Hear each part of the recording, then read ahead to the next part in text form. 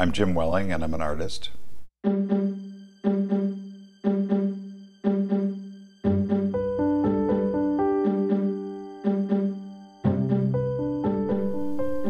I'm a photographer, primarily. I grew up outside of Hartford, Connecticut, in a suburban town named Simsbury. Initially, I went to Carnegie Mellon for 2 years in Pittsburgh, and in my junior year, I transferred to CalArts. John Baldessari was my primary teacher. And we just made films, we made video, performance art, sort of whatever that month I was working on. When I graduated from CalArts, after a year of being very directionless or struggling about what type of work I would do, I decided I would be a photographer, which was something that I had to teach myself. I think unlike a lot of artists who discover art, later, I was always very focused on becoming an artist. I constantly think about photographic issues. I don't think about painting that much. And there are a lot of reasons that I gravitated toward photography, but it was also that workflow, the process of making the work that allowed for a lot of stops and starts. I generally don't work 6 hours a day on photographs. I work for 45 minutes, then I do something else, then I come back to it, I get a print going, I'll make dinner.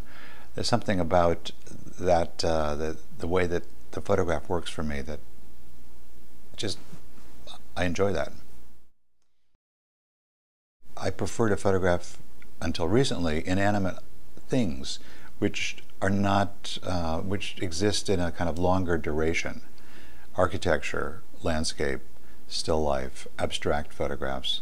The idea of time isn't really part of the equation in those. It's really about a kind of sculptural thing that I'm interested in recording. I just started thinking about this idea of the fantasy the last couple of days in response to a kind of critique of photography that's often technological. I think my work, partly because I never studied photography as a student, that I imagined it, that I picked it up, I still have these kind of romantic or maybe less than complete ideas about the medium, so it's something that's always evolving for me. I think the idea of art as a lexicon with a certain set of elements is close to my idea of that sort of rules each body of work.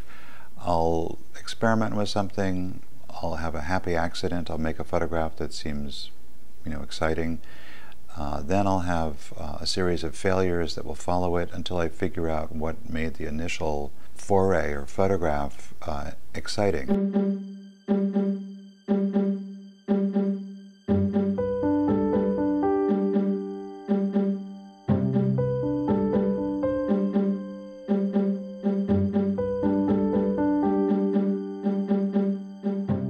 A photogram is a cameraless photograph, but the flowers are just photograms with color added to them.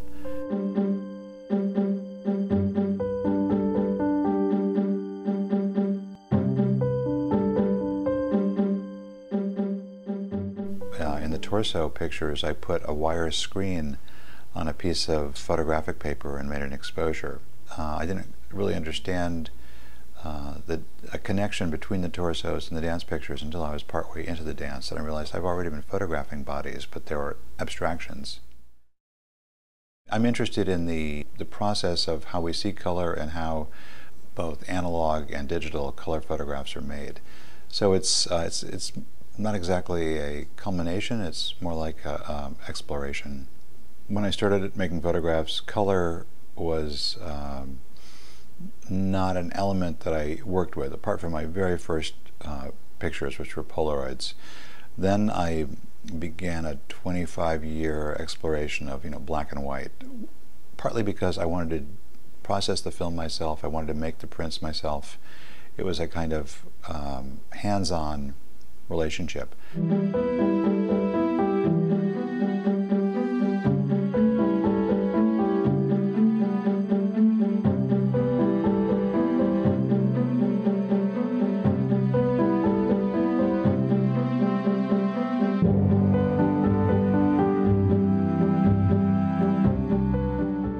With the advent of the computer and being able to work digitally, I was able to have a hands-on relationship with color.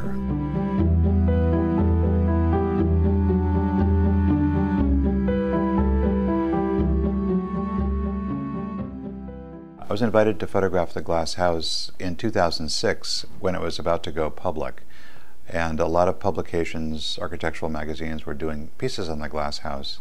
So my editor said, Jim, do whatever you want, especially don't do something, conventional. So I began to photograph the house with colored filters, which I discovered each one had a kind of emotional temperature, you could say. One looked like maybe a migraine, one was a kind of very depressing image, one was very uplifting. So I really began to revel in the kind of emotional power of these different filters that I was able to put in front of the picture. The more unnatural the colors became, the more I would see them in the environment, in a car, in a flash of light, in an after image.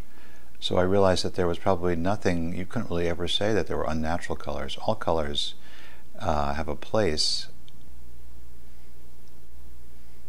For me, beauty is just lots of complicated things in balance for a short period of time.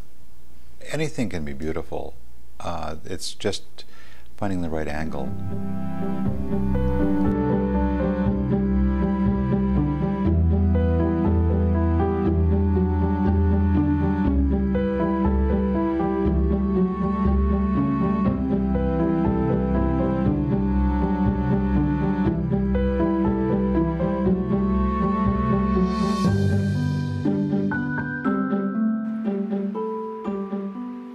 The new work, the choreographed pictures are different, but in those photographs I'm combining three different moments.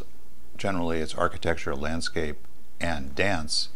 So that the time is kind of looked at in a different way than, say, an instantaneous photograph of an event. Each choreograph image starts out with a sort of unique meeting of dance, imagery, and then architecture or landscape. And the colors that I begin to develop, it's completely intuitive. I begin with no program.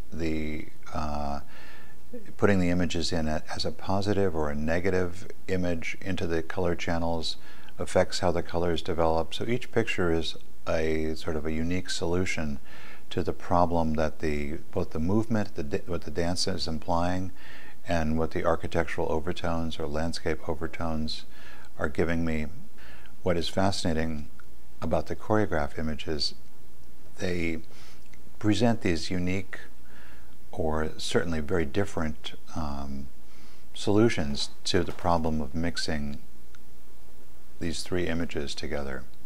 I'm working with dance. I'm trying to understand what it means to photograph this ephemeral art form and then fix it in a photograph.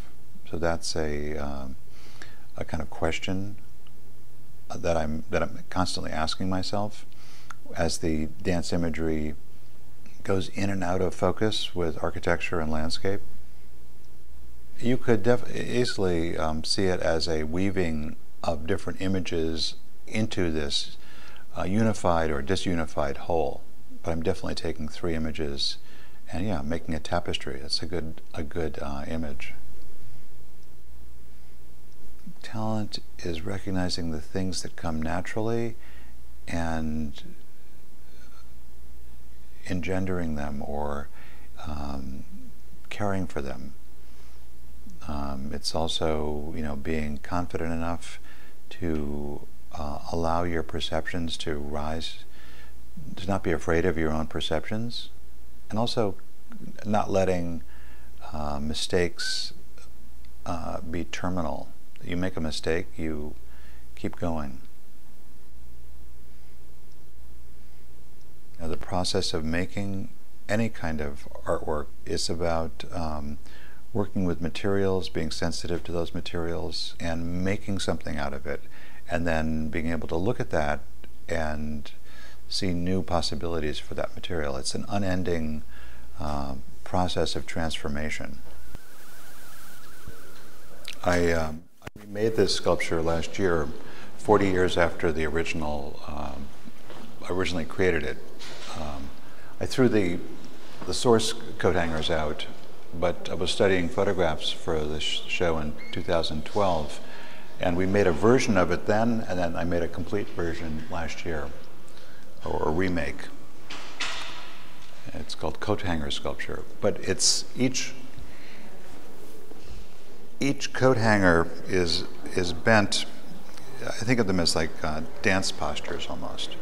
So this was like my farewell to dance.